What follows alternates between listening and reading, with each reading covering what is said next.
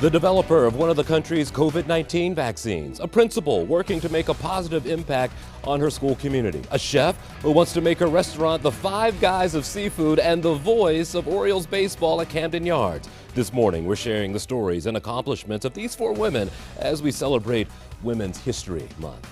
And hello, everyone. I'm Jason Newton. Welcome to 11 TV Hill. 4 years ago, this past week, the world changed forever. COVID-19 lockdowns were imposed as the pandemic took hold. Now, although the virus hasn't gone away, COVID-19 vaccines, they have allowed us to return to a somewhat sense of normalcy. And one woman who led the development of Moderna's mRNA dose was UMBC graduate Dr. Kizzmekia Corbett-Hilaire. And she joins us now from Boston, where she is teaching. Good morning. How are you?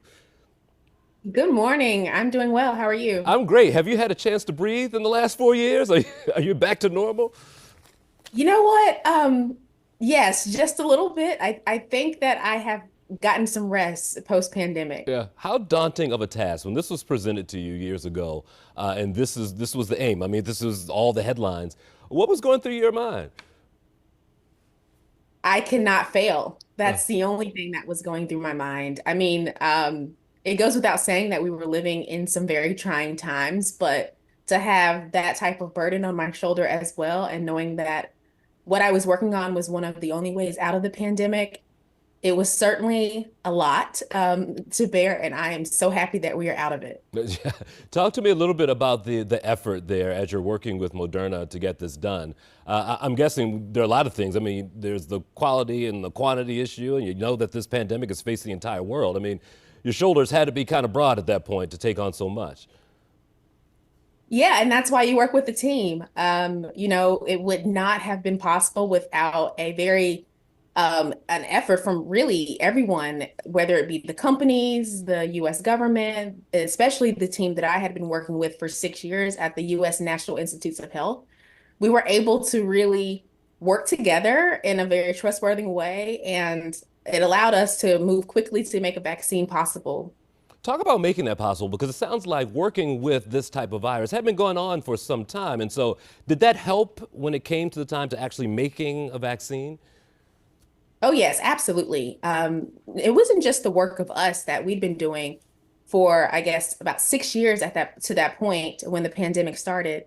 But the way that science works is that all of the discoveries over years and years and years compound to on top of each other. And you get to this moment where you come to this point where the ideas amass and you have this brilliant technology that comes about. And that's really what happened in the moment for the COVID-19 vaccines. So there's the mRNA technology that was developed and got the Nobel Prize last year.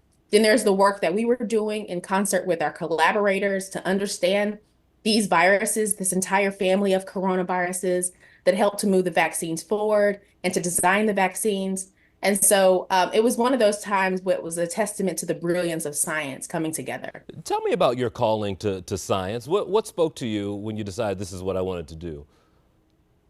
I was 16 years old, actually. And I guess because it's a Women's History Month, I can say that the real reason that I was driven to science was because I wanted a particular pair of shoes at 16. And my family couldn't afford these really expensive shoes. And my mom said, you have to get a job and it has to be educational. And so I got a job in a laboratory at a nearby university, and I was hooked on just the idea that you could go to work every single day and discover something that the world never knew before. It was at the age of 16, it was something that I couldn't even have imagined to Wow. have been a career. And so that's where I was. There are probably some 16-year-olds watching right now who they may have a toe in it and trying to decide and not know the path or direction. What advice do you give young women as they're trying to make that decision for themselves? Just start.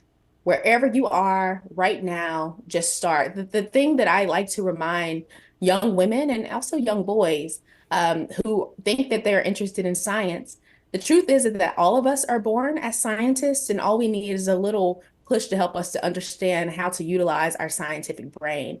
And so, what these internships do, whether they be at local universities or from within your high schools or otherwise, is just to help you understand how to use your brain in the right way to answer really cool questions Mhm. about the world.